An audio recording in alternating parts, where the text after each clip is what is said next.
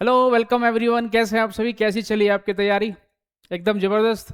तो एक बार फिर से मैं स्वागत करता हूं नेक्स्ट वीडियो में, वीडियो नंबर 13। इससे पहले हम 12 वीडियो देख चुके हैं, एक दर्जन, जिसमें हम बात करते हैं हिमाचल प्रदेश में होने वाले किसी भी एग्जाम में जिसमें मैथ्स पूछा जाता है या इस लेवल तक का जो सेंट्रल गवर्नमेंट का कोई भी एग्जाम होता है, सभी के लिए बेनिफिशियल रहेगी। यहाँ पे कोशिश की जाती है कि आपका पूरा सिलेबस जो है इन क्वेश्चंस में कवर हो सके। लेकिन अगर कोई किसी चैप्टर से कोई क्वेश्चन रहता है तो वो अगली वीडियो में चैप्टर कवर हो जाएगा। ठीक है, तो सारे क्वेश्चंस हम यहाँ पे वन बाय वन वर्क करेंगे, लेकिन उससे पहले आप अपनी तैयारी को एक बार चेक करेंगे कि आप कितनी तैयारी कर पा रहे हैं। क्वेश्चन को पहले खुद करेंगे, डाउट होगा तो कमेंट बॉक्स में पूछेंगे, और लास्ट वाला क्वेश्चन आपको करना है या फिर देखता हूँ मैं करता हूँ, चलो जैसे भी होगा देखते हैं। क्वेश्चन नंबर 1 की तरफ चलते हैं। क्वेश्चन नंबर 1 जो है ये अर्थमेटिक सीरीज है, अर्थमेटिक प्रोग्रेशन से है। इसमें कहा गया कि एक समांतर श्रेणी के 10 पदों का योग जो है वो 390 है। यदि उस श्रेणी का तीसरा पद 19 है तो पहला पद ज्ञात कीजिए। इसमें हमारे पास कुछ फॉर्मूलेज होते हैं, आपको सारे फॉर्मूले याद होने चाहिए कि अगर पद का सम निकालना है तो कौन सा लगता है, और nth टर्म निकालनी हो तो कैसे लगता है।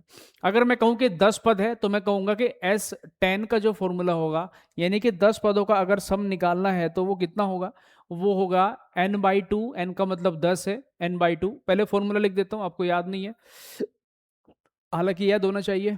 सम ऑफ n टर्म्स का फॉर्मूला होगा n/2 ब्रैकेट में 2a plus n minus 1 into D, और जहां पर n का मतलब होता है जितने पदों का सम आपको बताया गया है या पूछा गया है। इस क्वेश्चन में n की वैल्यू 10 होगी क्योंकि हमें 10 पदों का सम बताया गया, तो मैं यहाँ पे 10 की वैल्यू लिख दूंगा। जब 10/2 लिखूंगा तो 5 आएगा, पहली कैलकुलेशन कर रहा हूं। ओके, 2a का मतलब होता है, a का मतलब होता है पहला पद, वो हमें ज्ञात करना है, वो तो हमें पता ही नहीं है। इसकी जगह 2a लिख देता हूं, प्लस n-1 का मतलब फिर से होगा, n का मतलब है 10, 10 में से 1 माइनस करूंगा तो 9 बचेगा। d हमें नहीं पता है, आपको पता है d का मतलब दो टर्म्स के बीच का डिफरेंस होता है, ये अभी हमें नहीं पता है। लेकिन जो पता है वो ये पता है कि इनका जो सम है, इन 10 पदों का जो सम है वो 390 होना चाहिए। तो मैं इसके सामने यहाँ पर 390 लिख दूंगा, इसके सामने 390 लिख दूंगा। ठीक है जी, आगे क्या करेंगे, थोड़ा सा सोल्व करने की कोशिश करेंगे। और क्या कर सकते हैं, इस 5 को इधर लेके जाऊंगा तो 5 से 35, 5 अठे 40, ये बचेगा किसके इक्वल, ये बचेगा 2a प्लस 9d के इक्वल। ये इक्वेशन नंबर 1 हमें पता चल गई। अच्छा, आगे इसने क्या बताया कि तीसरा पद हमारा 19 होना चाहिए। तीसरा पद का मतलब होता है a plus 2d, a plus 2d पद कितना होना चाहिए, 19। तीसरे पद का मतलब होता है a प्लस 2d। चौथा पद कितना होता है a प्लस 3d। पांचवें पद a प्लस 4d, ये आपको पता होगा। इस इक्वेशन को यहां पर कंपेयर करके देखूंगा और यहां से हम a की वैल्यू निकालने की कोशिश करते हैं। अगर मैं इस वाली इक्वेशन को और इस वाली इक्वेशन को देखूं तो यहां से अगर मैं a को 2 कर दूं तो a से a कट के d की वैल्यू आ जाएगी, या फिर आप d को के बराबर करके काट के a की वैल्यू निकाल सकते हैं, आपके ऊपर है सारी चीजें। मैं पहले a को इक्वल कर लेता हूं, यानी कि इसमें 2 की मल्टीप्लाई करूंगा तो ये कितना हो जाएगा, ये हो जाएगा 2a प्लस 4d, और इक्वल टू किसके हो जाएगा, 38 के हो जाएगा। ठीक है, 2 की मल्टीप्लाई मैंने कर दी है तो ये 38 हो जाएगा।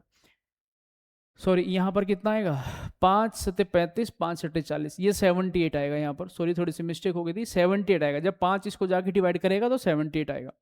जब मैं इसको माइनस करूंगा तो 40 आएगा, इसको माइनस करूंगा तो कट जाएगा। 9d में से 4d घटेगा तो 5d आएगा। d की वैल्यू आ गई है 8। d की वैल्यू कितनी, 5 जाके उसको डिवाइड करेगा। जैसे d की वैल्यू आ गई है यहां लिख दूंगा तो a की वैल्यू आ जाएगी, यानी कि a प्लस, और ये d की वैल्यू 8 है तो 8 गुना 2 16 बराबर है 19 के, a बराबर आ जाएगा 3 के।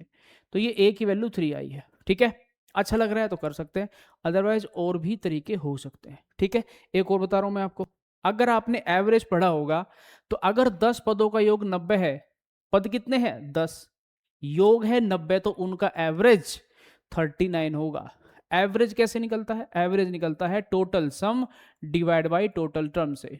तो सर एवरेज का क्या करें, अब एवरेज से क्वेश्चन सॉल्व हो सकता है ये। अगर मेरे पास 10 नंबर है, 1 2 3 4 5 6 7 8 9 10, ये मेरे पास 10 नंबर है।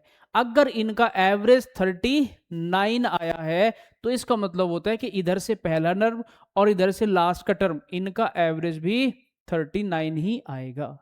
और इसका मतलब ये भी होता है कि इधर से सेकंड टर्म और इधर से सेकंड टर्म इनका एवरेज भी 39 ही आएगा। इसका मतलब ये भी होता है कि इधर से थर्ड और इधर से सेवंथ और एट्थ, तो इनका एवरेज भी कितना आएगा 39। अच्छा 1 मिनट, हमें तो पता है, यहां पर हमें तो पता है कि तीसरा टर्म कितना होना चाहिए 19। तो जब इस नंबर का और इस नंबर का एवरेज 39 होना चाहिए, मतलब इन दोनों का सम 78 होना चाहिए, मतलब यहां पर लिखा जाएगा 59। जब इन दोनों का एवरेज निकालूंगा तो 19 और 59 जुड़ करके आएगा 78, उसका आधा करूंगा तो 39 आएगा। अब आप गैप देख लो कितना है, 1 2 3 4 और 5, 5 का गैप है, 5 गैप, और इनके बीच में गैप कितने का है 40 का है, यानी कि एक गैप बराबर है किसके, एक गैप बराबर है 8 का। तो एक गैप अगर 8 का बराबर है वही तो डी की वैल्यू होती है। अगर डी पूछा होता तो 8 हो जाता, नहीं तो इसमें से 8 घटाऊंगा यहाँ पे 11 आएगा, इसमें से 8 घटाऊंगा तो 3 आएगा, और पहला टर्म हमारा कितना आ जाएगा 3 आ जाएगा। ठीक है, तो कर सकते हैं कैसे भी, फॉर्मूला याद है फॉर्मूले से भी कर सकते हैं, एवरेज लगाना चाहे एवरेज से भी कर सकते हैं। ठीक है, क्वेश्चन नंबर 2 चलने से पहले आपको बता दूं, आप में से कोई भी, आपका कोई भी दोस्त, आपका कोई भी रिलेटिव आपका बहुत ज़्यादा है, जो प्रिय है आपसे बहुत ज़्यादा, अगर वो बैंकिंग की तैयारी करना चाहते हैं तो डेमो क्लासेस स्टार्ट हो चुकी है, फाउंडेशन बैच है, बिल्कुल बेसिक से चीज़ें होंगी और एडवांस लेवल तक होगी। ठीक है, कोई भी इंफॉर्मेशन चाहिए आपको, नंबर यहाँ पे स्क्रीन पे दिख रहा है, चाहे तो यहाँ पर कॉल कर सकते हैं चाहे वहाँ पे कॉल कर सकते हैं, एक ही नंबर है दोनों। आपको सारी इन्फॉर्मेशन दे दी जाएगी, डेमो क्लासेज अवेलेबल है, किसी भी तरह की कोई दिक्कत नहीं आएगी। ठीक है, आप डेमो क्लासेज लगा सकते हैं, कितने 3 दिन आपकी डेमो क्लासेज है, और सारी चीज़ें एडवांस लेवल तक आपको कराई जाएगी, तो कोई टेंशन वाली बात ही नहीं है। क्वेश्चन नंबर 2 की तरफ चलते हैं भाई। क्वेश्चन नंबर 2 की तरफ अगर मैं चलूँ, इसमें कहा गया है कि हमें बताइए 2 square plus 3 square plus 4 square plus 5 square, ऐसे करते करते 10 स्क्वायर तक का कितना सम आएगा। तो इस सीरीज है एक तरीके से ये भी, अगर इसका फॉर्मूला आपको याद है तो आप 2 सेकंड में कर सकते हैं कि 1 का स्क्वायर प्लस 2 का स्क्वायर प्लस 3 का स्क्वायर प्लस 4 का स्क्वायर, इनको बोला जाएगा नेचुरल नंबर के स्क्वायर का सम। और ये कहां तक पूछा जा सकता है, किसी भी नंबर तक पूछा जा सकता है। जैसे यहां पर 10 तक पूछा है, ऐसे किसी भी नंबर तक आपको पूछा जा सकता है। तो इसका मतलब होता है कि जहां तक आपसे पूछा गया है ना, ये इंपॉर्टेंट होता है, 1 से लेकर के कहां तक, किसी भी नंबर तक अगर आपको उनके स्क्वायर का सम पूछा है तो आप कहेंगे यहां पर कि फॉर्मूला होता है, जो लास्ट वाला नंबर है वो n इंटू एन प्लस 1 और 2n प्लस 1 डिवाइड में 6। याद रखना इसको भाई, कहीं पर भी एकदम बोलते हैं ना अचानक हमला होगा, तो ऐसे अचानक ही क्वेश्चन आएगा और ये फॉर्मूला आपको करना पड़ेगा इस्तेमाल। n का मतलब होता है लास्ट वाला नंबर। तो क्वेश्चन में हमसे क्या पूछा है, क्वेश्चन में हमसे पूछा है 2 स्क्वायर प्लस 3 स्क्वायर प्लस करते करते करते करते कहां तक 10 स्क्वायर तक पूछा है। तो आप कहेंगे कि इसमें तो ये दिक्कत हो गई कि इसमें 1 स्क्वायर तो पूछा ही नहीं है। मैंने कहा पूछा नहीं है, चुप रहो, किसी को बताओ मत, हम कर लेते हैं, फिर भी बताओ मत किसी को। मैंने यहां से लेकर के यहां तक का सब निकाल दिया फॉर्मूला लगा करके, फॉर्मूला में बता चुका हूं, n की जगह पे 10 लिखा जाएगा, तो 10 गुणा 10 में 1 जोड़ूंगा 11 मल्टीप्लाई 10 गुणा 2 20 और 1 21 और बटे में 6, ये आ गया है योग कहां तक, 1 से लेकर के लास्ट तक। तो जब मैं इनको जोड़ूंगा कितना हो जाएगा भाई, 7 अच्छा 3 से कर दूंगा, 3 से 21, 3 दूनी 6, 2 से कर जाएगा 5 बार, 7 पंजे 35, 35 में 11 गुणा करना बहुत आसान होता है। 11 की गुणा करने के लिए 2 नंबर के बीच में उनका सम आ जाएगा, तो 35 में 11 की गुणा, लेकिन हमने तो इसको भी जोड़ दिया है, हमें तो सिर्फ इतना चाहिए था, मैं इसको हटा दूंगा -1। तो इन सभी नंबर्स का जो सम आएगा वो आएगा 384। ऑप्शन नंबर 4 इसका आंसर होगा। 385 भी है, लास्ट में 1 माइनस करने के पड़ेगा, क्योंकि 1 का स्क्वायर नहीं पूछा है उसने, हमने निकाल दिया है, हमें पूछा नहीं है, हम उसको हटा देंगे। हटाने का मतलब होता है माइनस कर देना। क्वेश्चन नंबर 3 पे हम आगे बढ़ते हैं। क्वेश्चन नंबर 3 की अगर बात करें, क्वेश्चन नंबर 3 में कहा गया है, ट्रिगोनोमेट्री का क्वेश्चन है, बहुत ही आसान है कि cos x, हमें कहा गया कि cos x plus cos y, cos x plus cos y equal to 1 है और कोई कंडीशन नहीं है, तो आप x और y की जो मर्जी वैल्यू ले लो, बस ये वैल्यू सॉरी 2 रहनी चाहिए। cos x plus cos y की वैल्यू 2 रहनी चाहिए। तो आपको पता है कि cos 0 1 होता है, cos 0 1 होता है, यानी कि x की जगह पे मैं 0 लिख दूंगा और y की जगह पे भी 0 लिख दूंगा। मतलब ये हुआ कि cos 0 degree plus cos 0 degree बराबर 2 होता है कि नहीं होता है? आप कहेंगे बिल्कुल होता है, क्योंकि cos 0 भी 1 होता है और ये भी 1 होता है, तो जुड़ करके 2 ही तो आएगा। तो अब जो पूछा होगा हम उसमें भी x की जगह 0 और y की जगह 0 लिख देंगे, x की जगह भी 0 लिख देंगे और y की जगह भी 0 लिख देंगे। तो आ जाओ क्वेश्चन पे, यहाँ पे इधर ले आओ इसको, साइन 0 प्लस साइन 0, ये क्या बात हुई? यही तो बात हुई, क्योंकि x की वैल्यू भी 0 y की वैल्यू भी 0, साइन 0 0 होता है, 0 साइन 0 0, सब कुछ जोड़ करके 0, क्योंकि 0 प्लस 0 0 और सब कुछ 0, तो आंसर भी 0, सब कुछ 0 तो आंसर भी 0। सिर्फ x और y की वैल्यू रखनी है, आपकी जो मर्जी वहां पे वैल्यू रख लीजिए, बस कंडीशन एक होनी चाहिए कि इन दोनों को जोड़ के 2 आना चाहिए। आपकी जो मर्जी है वो वैल्यू रख लो, कोई दिक्कत नहीं है, कोई दिक्कत नहीं है। क्वेश्चन नंबर 4 हमारा है किस चैप्टर से है भाई? ये है मेंसुरेशन से, कह सकते हैं आप इसको, कि हमारे पास 2 कॉन्सेंट्रिक सर्कल है। कॉन्सेंट्रिक सर्कल क्या होते हैं कि एक सर्कल मैंने बना दिया ये वाला, और इसी में ये सेंटर है इसका, इसी सेम सेंटर पे एक और हमारा सर्कल है, ये होते हैं कॉन्सेंट्रिक सर्कल। और इसने कहा कि इनके बीच का जो एरिया है, ये वाला एरिया जिसको मैं दूसरे साफ वाले तरीके से बना रहा हूँ, ये वाला एरिया कितना होगा? आपको ये वाला एरिया बताना है कितना होगा भाई, कितना होगा आप बता सकते हो उसको? आप कहेंगे बता सकते हैं, 2 सेकंड लगेगी, कि पहले बड़े वाले का एरिया निकाल दूंगा, उसमें से इस छोटे वाले का एरिया निकाल के बाहर फेंक दूंगा, तो यही बचेगा। क्या मतलब? कि पहले पूरे वाले का एरिया निकालना है जिसमें ये भी इंक्लूड होगा, सारे का एरिया, मतलब ये पूरे का एरिया निकाला, ये वाला, ये पूरे का एरिया, ये पूरे का एरिया आ गया, और इसमें से ये निकाला बाहर फेंक दिया, तो यही तो बचेगा, यही तो बचेगा। जैसे कुआं का क्वेश्चन होता है ना, वो सब इसी तरीके से बनेगा। इसने कहा कि एक बात हमें बताई है इसने, कि ये जो अंदर वाला है, जो ये अंदर वाला सर्कल है, ये वाला, इसका परिधि, इसका सरकमफ्रेंस कितना है? हुज सरकमफ्रेंस आर 88, इसका सरकमफ्रेंस तो 88 है और इस बाहर वाले का है 132। तो ये इसने क्यों बताया है? क्योंकि यहां से हम इनका रेडियस निकाल सकते हैं। कैसे? अगर मैं छोटे वाले की बात करूं तो छोटे वाले में 2 पाई आर लगाता हूं, क्योंकि सरकमफ्रेंस का फॉर्मूला यही तो होता है। और अगर ये 88 है तो आपको पता होना चाहिए जब रेडियस 14 होता है, आप कैलकुलेट करेंगे तब देख लेना, रेडियस 14 होता है तभी ये 88 होता है। ये आपको चीजें ध्यान रखनी पड़ेगी। ज्यादातर क्वेश्चन जब सर्किल के क्वेश्चन आएंगे, सर्किल वृत्त के क्वेश्चन में ज्यादातर क्वेश्चन या तो रेडियस 7 होगा या 14 होगा या 21 होगा या 3.5 होगा या 35, 7 की मल्टीपल में होते हैं, और यही चीजें रिपीट होती है बार बार। तो इनको थोड़ा सा याद कर लेंगे तो क्वेश्चन यूं हो जाएंगे। जैसे अगर पेरीमीटर 88 है तो रेडियस 4 होता है। जब इस बड़े वाले की बात करता हूं, बड़े वाले की, तो बड़े वाले का सरकमफ्रेंस कितना है? इसका रेडियस मैंने यहां से बताऊं, इसका रेडियस मैंने r मान लिया और बड़े वाले का रेडियस r मान लिया, तो 2 पाई r कितना है? 132 है। यहां से रेडियस की वैल्यू 21 आएगी, ये आपको याद होनी चाहिए, नहीं तो यहां से पाई की वैल्यू 22/7 लिखेंगे, वो आपका काम है कर लेना, ठीक है। रेडियस आ जाएगा 21। अब आप मेरे को बताओ कि हमें करना क्या है। पहले बड़े वाले का एरिया निकालूंगा। जब मुझे रेडियस पता है तो पाई r² होता है रेडियस का, सर्कल का एरिया। तो बड़े वाले का एरिया निकालूंगा तो ये आएगा पाई, और r कितना है? 21, तो 21 का स्क्वायर कर दूंगा, माइनस कर दूंगा कितना?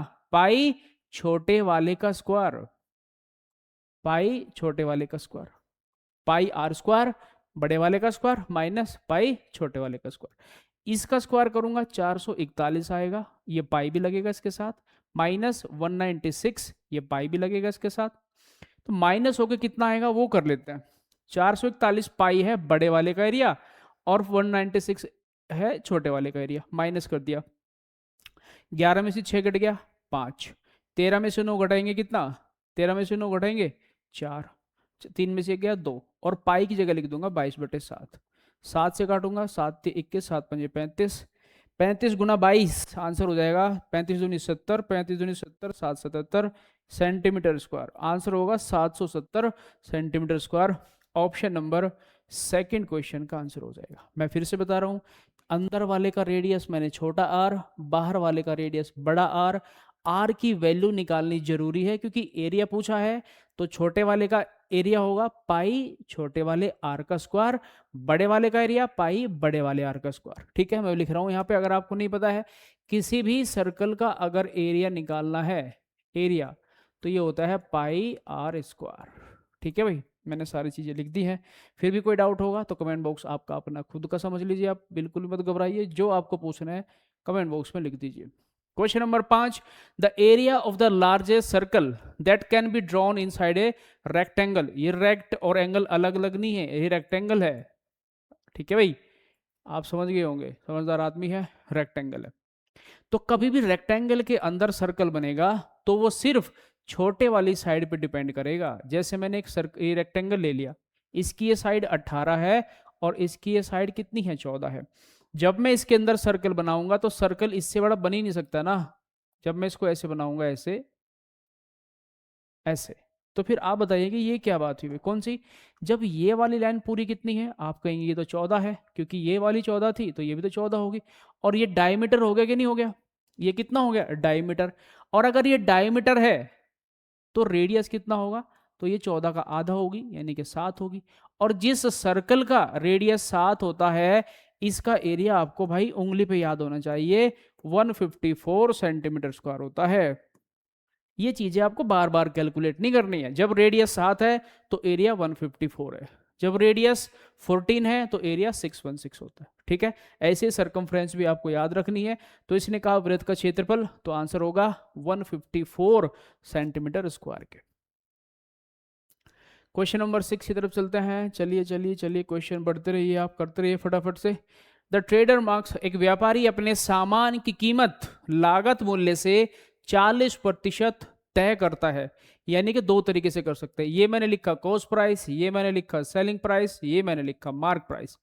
कॉस्ट प्राइस से 40% ज्यादा लिखा, मतलब अगर कीमत, लागत मूल्य को ही कॉस्ट प्राइस बोलते हैं, लागत मूल्य को ही क्रय मूल्य भी बोलते हैं। अगर क्रय मूल्य से 40% ज्यादा लिखा है, मतलब 140 अंकित मूल्य उसको लिख दिया गया है। 40% ज्यादा लिखा है तो अंकित मूल्य। फिर क्या किया उसने, फिर कहा कि देखो अगर अगर अंकित मूल्य 140 है तो मैं 25% का आपको डिस्काउंट देता हूं। 25% होता है 1/4, इसका 1/4 निकालेंगे तो 35 आएगा।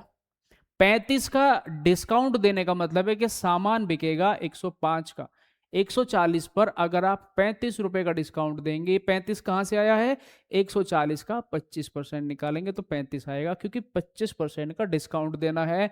अब आप मुझे बताएंगे 100 रुपए का सामान अगर 105 का बिका है, ये कॉस्ट प्राइस है, ये सेलिंग प्राइस है, तो आप कहेंगे फायदा हुआ है 5 का। फायदा नुकसान किस पे निकलता है, कॉस्ट प्राइस पे निकलता है। मल्टीप्लाई करेंगे 100 की, 100 से 100 कट जाएगा, तो फायदा हुआ है 5% का। 5% ढूंढ लेंगे ऑप्शन में, ऑप्शन नंबर 3 पर बैठा हुआ है 5%। ये है तरीका नंबर 1। अगर आप इसको और थोड़ा सा समझदार हैं, आप सक्सेसिव से करना चाहते हैं, तो इसको हम सक्सेसिव मेथड से भी कर सकते हैं भाई। ठीक है भाई, जब कोई चीज लगातार बढ़े या घटे, जैसे पहले क्या कर दिया, सामान की कीमत को 40% बढ़ा दिया। 40% कुछ भी नहीं होता है, 2/5 होता है, यानी कि 5 के सामान को कितना लिख दिया गया, 7 लिख दिया गया है। फिर उस पे 25% कम कर दिया गया है, 25% होता है 1/4, यानी कि 4 की कीमत को कर दिया गया है 3। मल्टीप्लाई करूंगा, 5 गुना 4 20, ये उसकी कीमत थी। इसको आप लागत मूल्य कह सकते हैं, इसको क्रय मूल्य कह सकते हैं। सामान बिका है 21 का, इसको आप सेलिंग प्राइस कह सकते हैं या फिर विक्रय मूल्य कह सकते हैं। ठीक है, तो आप बताएंगे 20 के सामान को अगर 21 का बिका है तो 1 रुपए का फायदा हुआ है, किस पे, 20 पे। कॉस्ट प्राइस पे निकलेगा इनटू 100, 20 से कट जाएगा 5 बार, तो इस क्वेश्चन का आंसर फिर से आपके सामने 5% आ जाएगा। ठीक है, मुझे लगता है आप समझ में आ गया होगा आपको। हम करेंगे क्वेश्चन नंबर 7 की बात।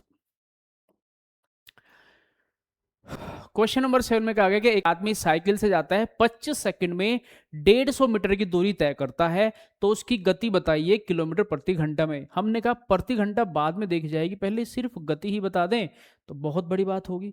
किसी भी चीज की अगर गति यानी कि स्पीड अगर आपको निकालनी है तो स्पीड का फॉर्मूला एक ही तो होता है, डिस्टेंस के अपॉन में टाइम, यानी कि दूरी के बटे में समय करना है।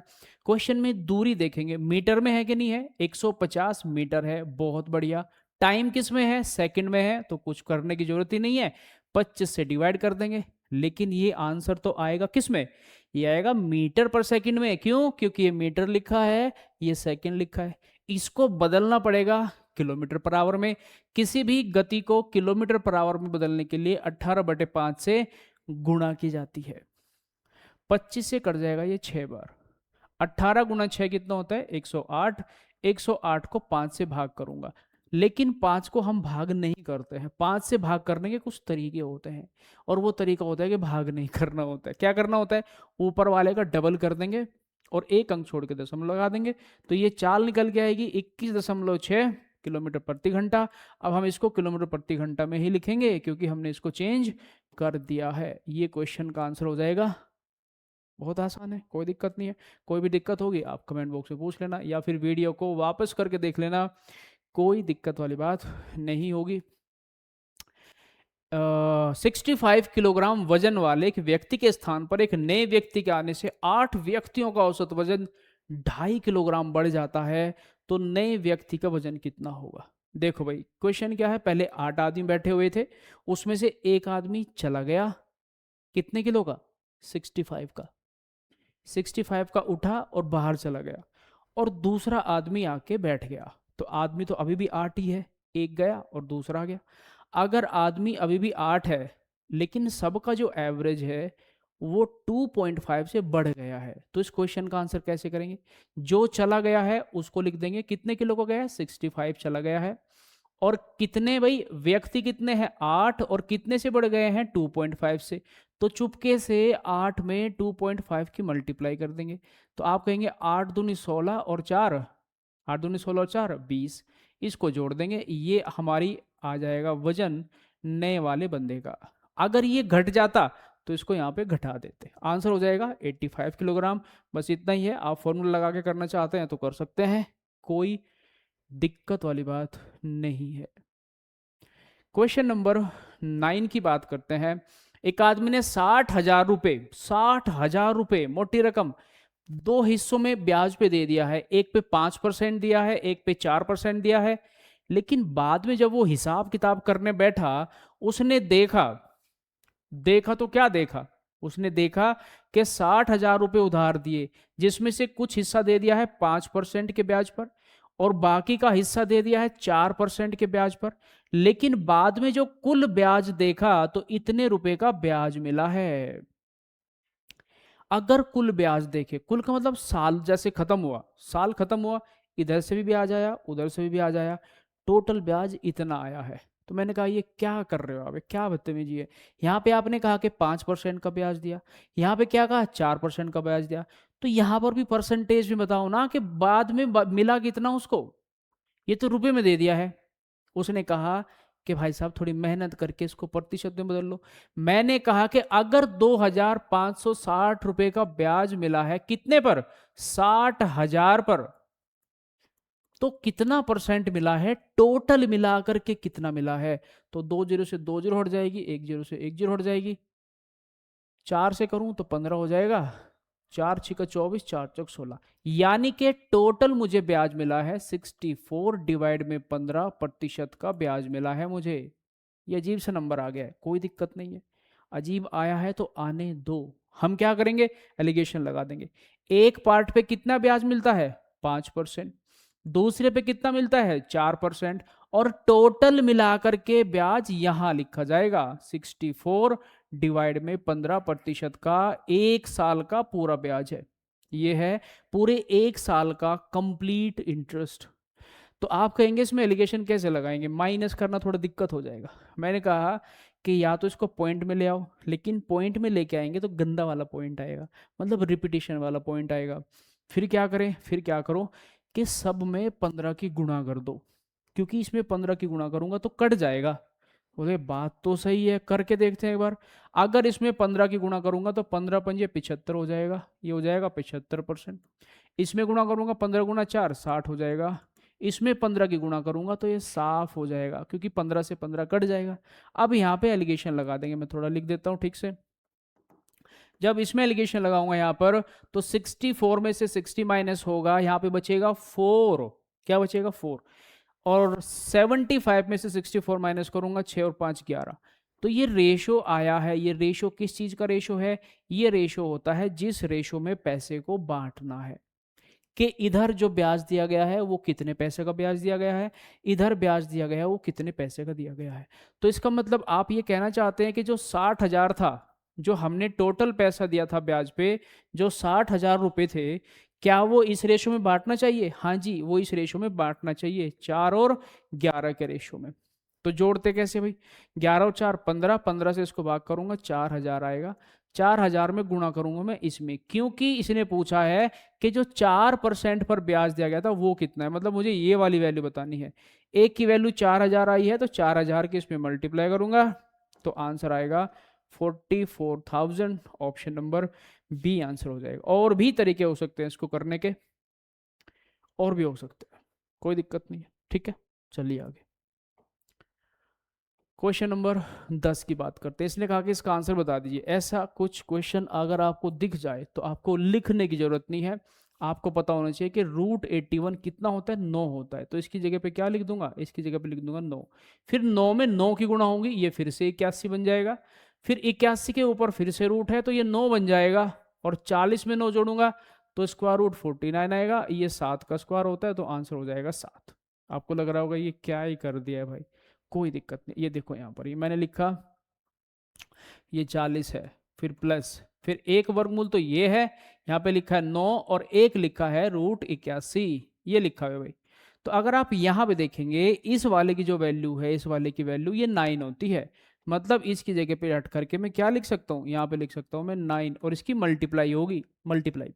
तो 9 गुना 9 हो जाएगा 81, 81 हो गया। आप कहेंगे फिर से इसके ऊपर ये आ गया, तो 81 किसका वर्ग होता है? 9 का, तो इसकी जगह हम 9 लिख सकते हैं। फिर आप कहेंगे 40 में 9 जुड़ जाएगा तो ये 49 हो जाएगा। हाँ बिल्कुल हो जाएगा। और ये किसका स्क्वायर होता है? 7 का होता है, तो 7 इसका आंसर हो जाएगा। कोई दिक्कत वाली बात नहीं है, कि नहीं? ऐसे क्वेश्चन भी कभी कभी छोटे मोटे आपके सामने आ सकते हैं। ये भी छोटे मोटू से क्वेश्चन है, इसको भी आप जो है 2-4 सेकंड लगा करके एकदम ढेर कर सकते हैं। आप देखेंगे इधर 3 है, इधर 27 है, ये गलत बात है। हम कंपेयर नहीं कर सकते, हमें दोनों तरफ सेम रखना पड़ेगा, तभी इक्वल का निशान लगता है। तो आप कहेंगे ठीक है कर देते, 3 की पावर कितना है? x प्लस 8 है। तो फिर इसको क्या लिखे? मैंने कहा 27 को 3 की पावर 3 लिख देते हैं। हाँ, 27 को 3 की पावर 3 लिख देते हैं, और ब्रैकेट के बाहर लिखेंगे इस वाली पावर को जो पहले से लिखी हुई थी। मैंने तो सिर्फ 27 को लिखा है अंदर, मैंने कुछ नहीं किया, मैंने सिर्फ 27 को अंदर लिखा है, 3 की पावर 3 लिखा है। तो आप कहेंगे इससे क्या फायदा होगा? 3 की पावर x प्लस 8 है, हाँ जी ये तो ठीक है, लेकिन जब पावर अंदर भी हो ब्रैकेट के और बाहर भी हो, इन दोनों की मल्टीप्लाई हो जाएगी। यानी कि इसका आंसर होगा कि 3 की पावर कितना? 3 को ब्रैकेट में लिखेंगे 2x प्लस 1। तो कहेंगे बराबर का निशान है, हाँ जी, बेस भी बराबर है, हाँ जी, तो पावर भी बराबर होनी पड़ेगी, तभी ये बराबर हो सकते हैं। तो इसका क्या मतलब हुआ? इसका मतलब हुआ कि x प्लस 8 ये बराबर होगा, अंदर मल्टीप्लाई करूंगा 3 दूनी 6x प्लस 3 एकम 3। इस x को इधर भेज दूं, कितना बचेगा? माइनस होकर के बचेगा 5x। इस 3 को इधर भेज दूं, 8 में से 3 माइनस होकर बचेगा 5। तो x बराबर हो जाएगा 5 बटे में 5 बटे में 1। x की वैल्यू 1 आई है, और यही तो पूछना चाहता है। Then the value of x, इसने लिखा नहीं है लेकिन हमने लिख दिया है, क्योंकि x के बिना तो कुछ भी नहीं है। अगर उसने वैल्यू पूछी है तो x के बिना तो कुछ निकाल ही नहीं सकते ना, ठीक है। तो आंसर क्या हो जाएगा? 11 का आंसर हो जाएगा डी। क्वेश्चन नंबर 12 का आंसर आपको करना है। ये ज्योमेट्री का क्वेश्चन है भाई, बहुत ही आसान क्वेश्चन है, ज्योमेट्री का क्वेश्चन है। और इसमें आपको मैं बता देता हूँ थोड़ा सा। आइसोसेलेस ट्रायंगल, एक आइसोसेलेस राइट एंगल ट्रायंगल है। तो राइट एंगल ट्रायंगल का मतलब होता है ये एंगल और ये एंगल, ठीक है। और ये होता है राइट एंगल, ये एंगल हमारा 90 डिग्री होगा ही होगा। इसने जब कह दिया है कि सी है 90 डिग्री, ये है सी 90 डिग्री, तो ए ये होगा और बी ये होगा। अब कोई ऑप्शन नहीं है भाई, क्योंकि त्रिभुज हमारी ए बी सी बनाना है, तो ए बी सी बना दिया है, सी हमारा 90 डिग्री है। इसने कहा अगर ए सी अगर 5 सेंटीमीटर है, अगर ये 5 सेंटीमीटर है, तो ये आइसोसेलेस कब हो सकते हैं भाई? आइसोसेलेस का मतलब होता है जिस ट्रायंगल की दो साइड इक्वल होती है। तो ये और ये कभी बराबर नहीं होती है राइट एंगल ट्रायंगल में, क्योंकि ये है हाइपोटेनियस। हाइपोटेनियस हमेशा 90 डिग्री के सामने होती है और ये सबसे बड़ी होती ही होती है। तो इसको आइसोसेलेस अगर बोल दिया गया है, तो अगर आपकी ये साइड 5 है तो ये भी आपको 5 लेनी पड़ेगी, क्योंकि दोनों तरफ इसी त्रिभुज में दो साइड आपको इक्वल करनी पड़ेगी। तो अब बस आपको ये बताना है कि ए बी कितना होगा, ठीक है। हाइपोटेनस की वैल्यू आपको बतानी है। ये क्वेश्चन का आंसर आपको कमेंट बॉक्स में बताना है, और मैं चेक करूंगा किसने इसका आंसर किया है और कौन पढ़ाई कर रहा है। इन क्वेश्चंस में से आप कितने कर पा रहे हैं ये भी आप एक बार कमेंट करके बताएंगे। वीडियो अगर अच्छी लगी है, आपको हेल्पफुल लग रही है, तो प्लीज़ लाइक कर देंगे और अपने दोस्तों में शेयर कर देंगे। इसी तरीके से मिलेंगे नेक्स्ट वीडियो में, तब तक के लिए पढ़ते रहिए, ध्यान रखिए। Thank you so much.